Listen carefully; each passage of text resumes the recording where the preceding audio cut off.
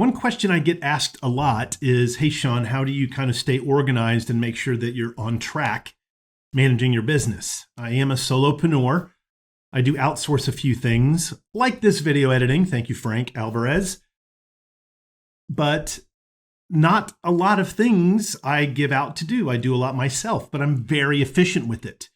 So they want to know, how do you keep from wandering around? How do you stay so focused? How do you get things in the right order to make sure you're maximizing your time? So that's what this video is going to be about. Stay tuned and learn from what I do and the times I don't do it so well. Hi, my name is Shawn Sommerkamp, and this is Motivationeer Christian Coaching.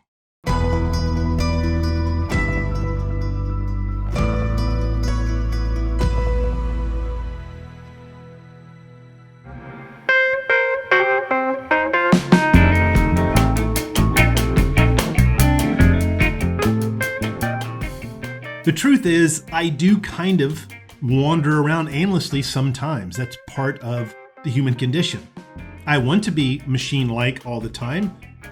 I do think I married a machine from the future, though. My wife is very good at staying on task. But for me, my mind can kind of wander on occasion. So what do I do to keep it from doing that? First of all, as I talked about in one of my videos, Know Your Power Hours, I make sure the most important, impactful things I do in the morning. I do not want to wait for the afternoon to do high cognitive load activities. It's going to not be effective. It's going to end up creating rework. So that's a very big step. Watch that video. I go into way more detail about it. But I get started in the morning and I do work off of a to-do list. Now, I do it in a kind of a unique way. I may have told you on this channel before, I use a software tool called Todoist. But in any software like Evernote or even using Outlook and stuff in Mac, you'll have a place to do project folders and then a separate list of just activities where a lot of people put dates associated. I don't do that. I use Todoist. Instead of keeping track of things daily, I don't go to it every day. But when I'm out and about, if I have a eureka moment, I open up my Todoist app on my phone and then write down in that short-term activities list this thing so I don't forget it. And I know now that's a repository for new, fresh ideas. That's kind of how I use that. I do check that a few times a week, though, just to make sure that those eureka moments I've given attention to. And if I notice that a eureka moment has stayed on this list for a while, I then drag it over to a project folder. Because those project folders, clearly the things that are in it weren't urgent. Now they're important, I don't want to forget them, and then as my company grows and I start hiring more full-time people, I'm going to assign them those project folders. Hey, this is you, you're the marketing person. Hey, this is you, you're the new video person. This is you're the finance person. But for now, that is my Todoist, is long-term memory and project, short-term memory in that little list when I have eureka moments. The rest of the time, I don't use a lot of paper. As you know, I kind of brag about it. I apologize for bragging about it, but I do keep a book. It is a red book where I list my daily activities. I'm going to just show it kind of fast so you don't read it. I've talked about this briefly before, but the key is the things that I want to get done during the day today, I put down in that list. Those are my daily activities.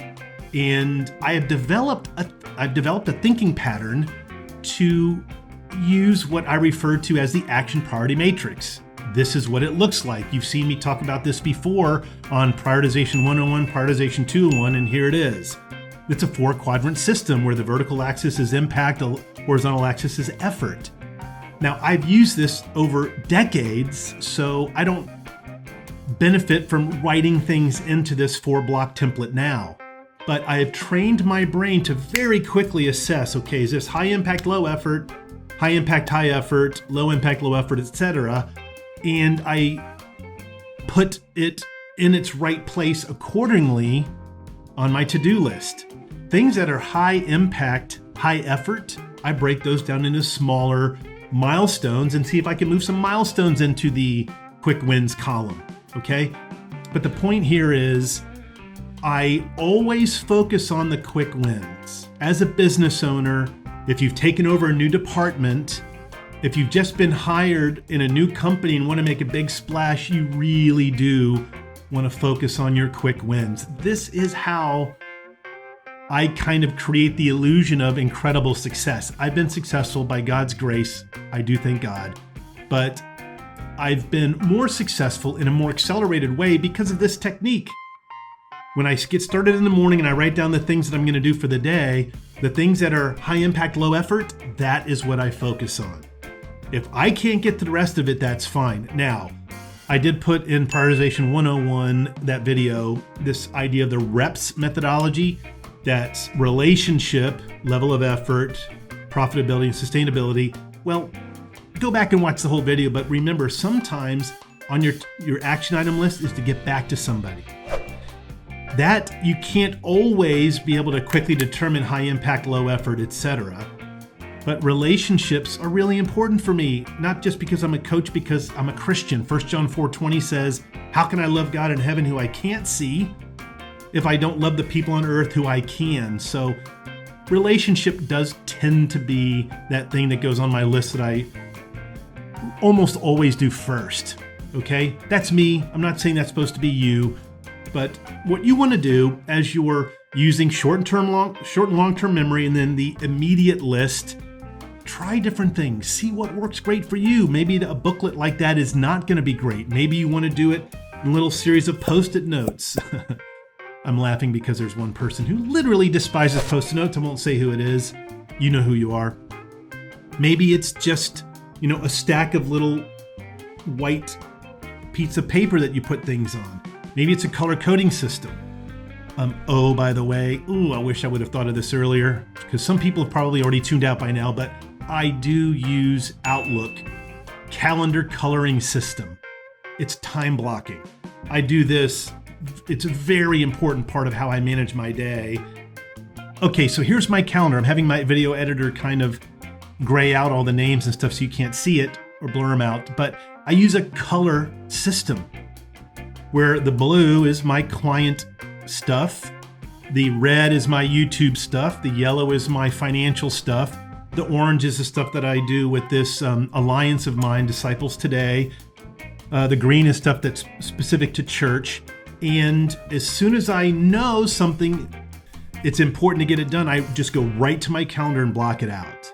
That's another way that I manage my mornings, my activity to be most effective. Now you'll notice 2 big purple blocks.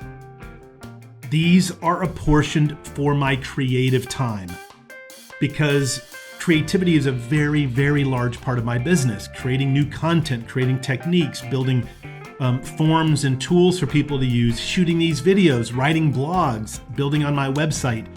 Those are time blocked forever.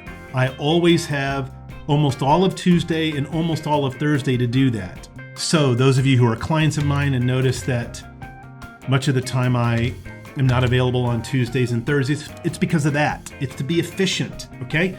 Figure out what works for you in your own calendar. Maybe that calendar blocking method with colors won't work for you. That's cool.